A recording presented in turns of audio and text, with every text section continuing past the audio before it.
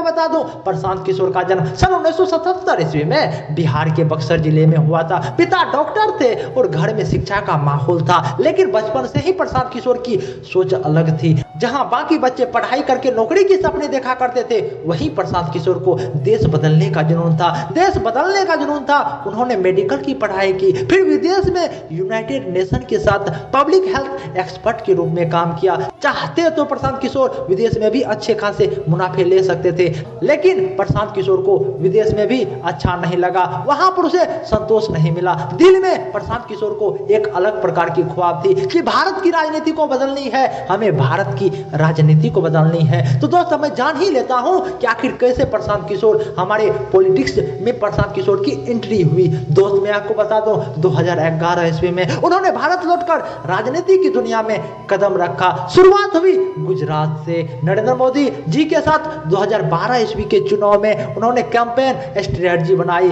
तो रिजल्ट क्या रहा? इसका रिजल्ट क्या रहा? बीजेपी ने ऐतिहासिक जीत दर्ज की और मोदी जी का कद राष्ट्रीय स्तर पर बढ़ गया। यहीं से नाम पड़ा प्रशांत किशोर का। क्या? यहीं से नाम पड़ा प्रशांत किशोर का, इलेक्शन स्ट्रेटेजिस्ट प्रशांत किशोर। अब दोस्त मैं कहना चाहूंगा इसके बाद भी प्रशांत किशोर ने क्या किया? इसके बाद तो उन्होंने एक के बाद एक कमाल करते गए। 2014 ईस्वी में लोकसभा चुनाव, मोदी जी की, नरेंद्र मोदी जी की चाय पे चर्चा हो या अब की बार मोदी सरकार जैसी रणनीति बनाना हो, हर एक प्रकार की रणनीति हमारे प्रशांत किशोर के ही पीछे से थी। कहना चाहूंगा फिर आई बात 2015 ईस्वी में, जब सबको लगा कि नीतीश कुमार हार ही जाएंगे, तो प्रशांत किशोर ने महागठबंधन की एक ऐसी रणनीति बनाई कि नतीजा क्या हुआ? इसका नतीजा यही हुआ कि बीजेपी हार गई और नीतीश कुमार सीएम बन गए। ये है प्रशांत किशोर।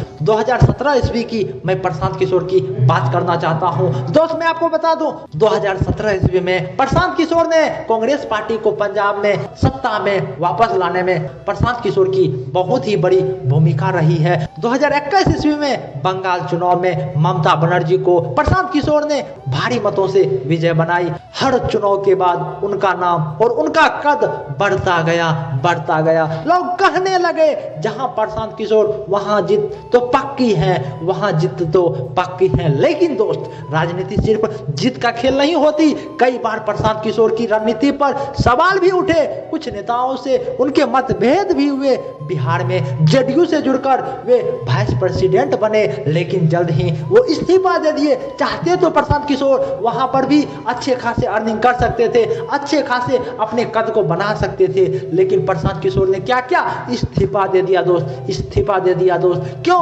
क्योंकि ये बिहार का लड़का है, कुछ अलग करना चाहता है। इसीलिए दोस्त कहना चाहूंगा दोस्त, क्योंकि प्रशांत किशोर की एक अलग प्रकार की सोच थी। उनकी सोच थी कि हमें पारंपरिक नेताओं से अलग बननी है, हमें कुछ अलग करनी है। दोस्त कहा जाता है कि प्रशांत कभी किसी पार्टी के अस्थायी सदस्य नहीं रहे, क्योंकि दोस्त उनका सपना था कुछ अलग करने की। उनका मकसद सिर्फ यही था कि जनता की नब्ज पकड़ना और सही रणनीति बनाना।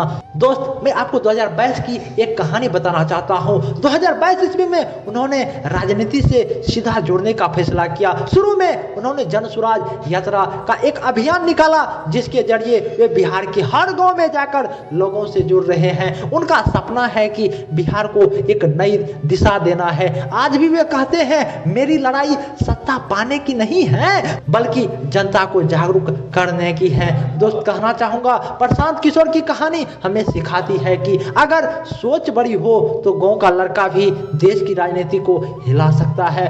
वे हमें बताते हैं कि स्ट्रेटजी और विजन सत्ता से ज्यादा ताकतवर हो सकते हैं। शायद आने वाले समय में वे खुद नेता बने या सिर्फ एक रणनीतिकार बने रहे, लेकिन इतना तो तय है कि भारतीय राजनीति में प्रशांत किशोर का नाम हमेशा याद किया जाएगा। अगर आपको यह कहानी अच्छी लगी हो तो ये वीडियो को लाइक, शेयर और चैनल को सब्सक्राइब करना मत भूलिएगा, क्योंकि इससे भी दमदार वीडियो अब आने वाली है। तो दोस्तों यदि आपको ये वीडियो पसंद आया होगा तो आप इस वीडियो को like, comment, subscribe and share जरूर करके जाइएगा। नमस्कार सर।